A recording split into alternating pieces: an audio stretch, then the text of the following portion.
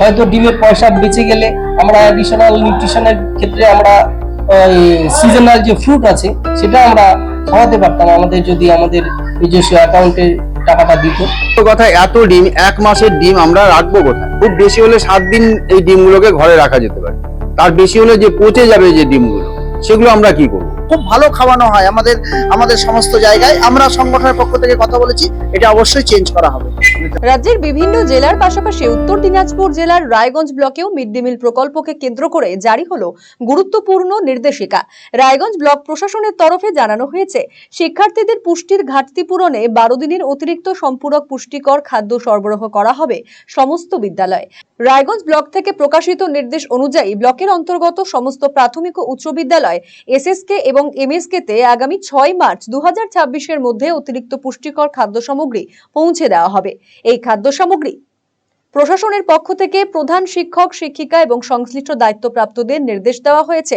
প্রাপ্ত খাদ্য সামগ্রী পরবর্তী 12 দিনের মধ্যে শিক্ষার্থীদের মধ্যে বিতরণ করতে হবে। একদিন অন্তর, যেমন সোমবার, বুধবার ও শুক্রবার এই অতিরিক্ত পুষ্টিকর আহার পরিবেশন করতে হবে।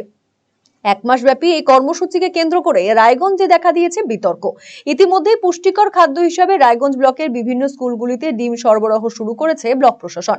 প্রত্যেকটি স্কুলকে 1 মাসের জন্য ডিম দেওয়ার ব্যবস্থা করা হয়েছে, যাকে কেন্দ্র করে বিপাকের সাধারণ শিক্ষকরা। রায়গঞ্জের টেনহরি প্রাথমিক বিদ্যালয়ের প্রধান শিক্ষক তাপস কুমার দাস বলেন, বৃহস্পতিবার তাদের স্কুলে ডিম পৌঁছানো হয়েছে।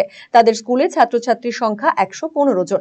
ইতিমধ্যেই 1092টি ডিম দেওয়া হয়েছে। প্রতি সপ্তাহে 3 দিন করে ছাত্রছাত্রীদের এই পুষ্টিকর খাদ্য পরিবেশন করতে হবে, অর্থাৎ মাসে 12 দিন। ফলে 1 মাসের ডিম স্কুলে রাখলে তা পচে নষ্ট হয়ে যাবে। সেক্ষেত্রে ডিম বাবদ অর্থ স্কুলকে দিলে অনেক বেশি সুবিধে হতো। হ্যাঁ, আমি গতকালকে আমাদেরকে ডিম দেওয়া হয়েছে। আমার ছাত্র হচ্ছে এই নতুন বছরে 115 জন, 70% হিসাবে আমাদেরকে ডিম দেওয়া হয়েছে। গতকালকে আমরা 1092টা ডিম আমাদেরকে দিয়েছে, আমরা সেটা রিসিভ করেছি।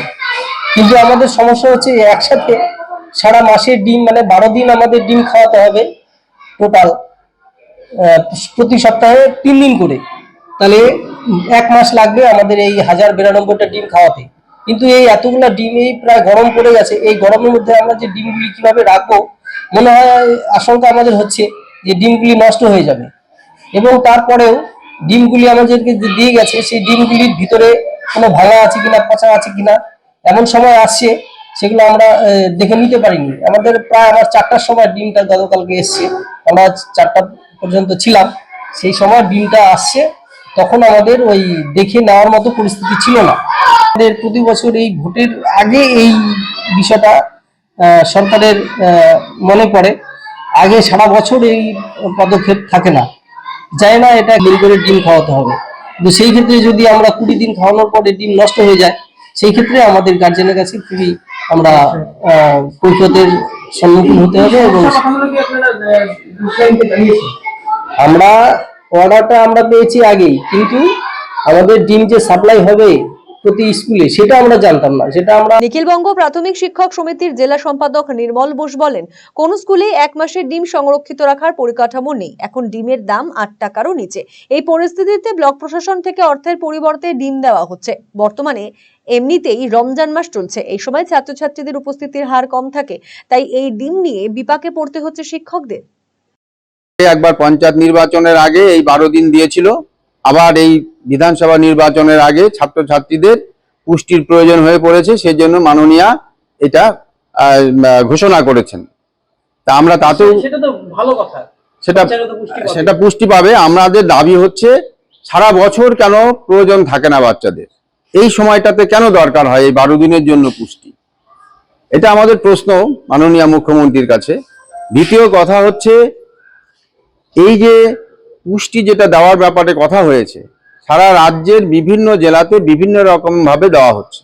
আমাদেরকে বলা হয়েছে সেখানে পুষ্টি জাতীয় খাবার, সেখানে ডিম হতে পারে, ফল হতে পারে, আরো অন্য অন্য জিনিস হতে পারে। কিন্তু আমরা লক্ষ্য করছি আমাদের জেলাতে বিভিন্ন ব্লকগুলোতে এক একটা বিডিও এক এক রকম ভাবে তারা নির্দেশিকা জারি করছেন। আমাদের রায়গঞ্জ ব্লকে ইতিমধ্যেই স্কুলগুলোতে ডিম পৌঁছে গেছে। 1 মাসের ডিম একদম স্কুলে স্কুলে পৌঁছে দেওয়া হচ্ছে। এটা একটা বিরাট টাকা পয়সা নিয়ে একটা কেলেঙ্কারি করার একটা ভালো সুযোগ। সুবিধা হবে, অবশ্যই সুবিধা হবে। আমাদের কথা হচ্ছে যে 1 নম্বর কথা, কোন স্কুলে এই সময়ে 1 মাসের ডিম সংরক্ষণ করে রাখার ব্যবস্থা আছে? ডিমগুলো পচে গেলে কি হবে? তাহলে শিক্ষকদেরকে পরবর্তীতে কি হবে, সেই পচা ডিমের সংখ্যাটাও তাদেরকে জানাতে হবে আমাদের বিডিও অফিসকে। বিডিও কি পদক্ষেপ গ্রহণ করবে সেটাও আমাদের জানা দরকার আছে। দরকার হলে আমরা পচা ডিমগুলো বিডিও অফিসে গিয়ে পৌঁছে দিয়ে আসবো। এইটাই হচ্ছে আমাদের যে কেন সারা বছর কেন নিউট্রিশনের প্রয়োজন হয় না শিশুদের। তৃণমূল প্রাথমিক শিক্ষক সমিতির নেতা গৌরাঙ্গ চৌহান বলেন, এক্ষেত্রে কোনো অসুবিধা হবে না। যে স্কুলগুলি ডিম ক্রয়ের ক্ষেত্রে সমস্যা রয়েছে তাদেরকেই একমাত্র ডিম দেওয়া হয়েছে। ডিম সংরক্ষণের ক্ষেত্রে স্কুলগুলির সমস্যা হওয়া স্বাভাবিক, সেক্ষেত্রে ব্লকের সঙ্গে কথা বলে প্রয়োজনীয় ব্যবস্থা নেওয়া হবে। এখন এই পরিস্থিতিতে কোন পথে এই সমস্যার সমাধান হয় সেটাই দেখার। সরকারের আর্থিক বঞ্চনার পরেও মিড ডে মিলের ক্ষেত্রে আমাদের সরকার প্রতি বছর ইয়ার এন্ডিং এর এদিকে অ্যাডিশনাল নিউট্রিশনের ব্যবস্থা করে। পুষ্টিকর খাবারের জন্য ডিম বা ফল দেওয়া হয়।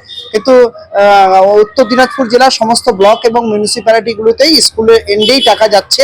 স্কুল এন্ডেই হচ্ছে এই টাকাগুলো যে যাবে।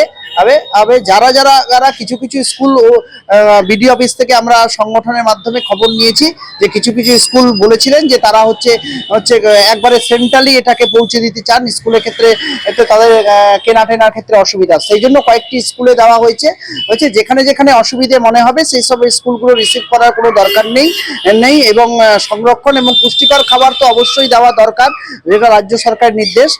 যেখানে বিদ্যালয়গুলোর অসুবিধা হবে বিদ্যালয়গুলোর সাথে আমরা কথা বলছি এবং যে বিডিও অফিসের সাথেও কথা বলেছি। বিডিও অফিস থেকে জানানো হয়েছে যে শুধুমাত্র যে সমস্ত স্কুলগুলো চেয়েছিলেন যে তাদের কেনাকাটিতে অসুবিধা, সেই স্কুলগুলোতে পৌঁছে গেছে। আর বাকি স্কুলগুলো যদি অসুবিধা ফিল করে তাদের কোনো প্রকার দেওয়া দরকার নাই। এখানে বাধ্যবাধকতার কোনো বিষয় নেই।